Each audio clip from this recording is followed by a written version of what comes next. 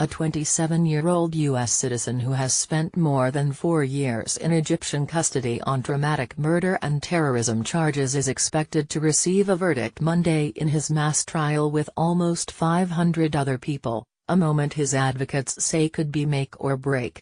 The case underscores how complicated Washington's relationship with the world's largest Arab country remains as the U.S.-supported government engages in what rights groups call the worst wave of repression in modern Egyptian history. Egyptian military officers arrested Ahmed Atwi on August 17, 2013, during a security operation targeting political protesters, according to his family and American attorney Praveen Maharaj. Authorities held him at a military facility and then a massive prison complex for over 3 years before a trial began. Atwi was not even involved in the protests, his defenders maintain.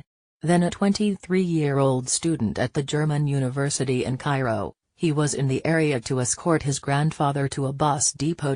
But the events of that summer in 2013, when the army aligned with street movements to overthrow Egypt's first democratically elected president, and the policies of General-turned-President Abdel Fattah al-Sisi since have embroiled thousands of innocent people, leaving international watchdogs, activists, experts and officials with little hope of progress or accountability. Earlier this month, Italy returned its ambassador to Cairo following more than a year of controversy over the Sisi government's suspected role in the murder of an Italian student there, and Human Rights Watch released a major report arguing that Sisi has greenlit torture and impunity for state security services, prompting Egypt to block its website. At least 20 Americans are presently behind bars in Egypt. Only 2 others have been named by their families and representatives. 52-year-old Mustafa Qasim, who like Atwi was targeted in the summer of 2013,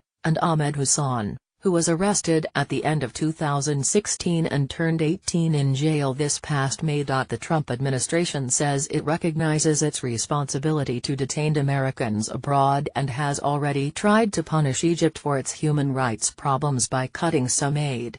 In an email to HuffPost on Friday, a State Department official acknowledged Atwi's plight, something the administration has previously not done publicly. We can confirm that U.S. citizen Ahmed Atwi was arrested in Egypt in August 2013 on charges related to his actions during a protest. The trial of Mr. Atwi is ongoing and a verdict is expected this month, the official wrote. The Department of State takes seriously its obligation to assist U.S. citizens abroad. We are providing appropriate consular services and will continue to monitor his case. Consular officers from the U.S. Embassy in Cairo have visited Mr. Atwi regularly. Consular officers have also regularly attended trial hearings. We are providing all possible consular assistance. Trump did personally intervene with Sisi, a world leader with whom he has developed a particularly strong rapport, over another detained American this past spring. That woman, Aya Hijazi, was released weeks later. But Atwi's family and lawyer have told HuffPost they have had no contact with the White House, and representatives for Qasim and Hussein have previously said the same. We first reached out to the White House in March, and we've tried in several cases, both myself and the families. We haven't heard anything directly, Maharaj, the attorney involved in all 3 cases, said. The responsibility is really with President Trump. The law says the president must demand the release of Americans unjustly detained abroad. Atwi faces 3 possibilities in the coming days, he added: more delays in the trial, which he called political tricks, the unlikely prospect of the judge exercising independence and releasing the young American because of the way the Egyptian authorities have handled him, or being pronounced guilty of crimes like murder, and potentially facing the punishment. One of his 494 co-defendants is Ibrahim Halawa, an Irishman who was arrested the same day and was then 17. Irish authorities have been more vocal than those of the U.S., which counts Egypt as a top security partner, and Irish lawmakers claim Sisi personally assured them Halawa will be pardoned once the trial ends. It's normal to be cursed, stripped naked, beaten with a bar, or put in solitary confinement or the tank, A pitch-black 3.5 meters by 5.5 meters cell, Halawa has written. They might also torture another prisoner in front of you.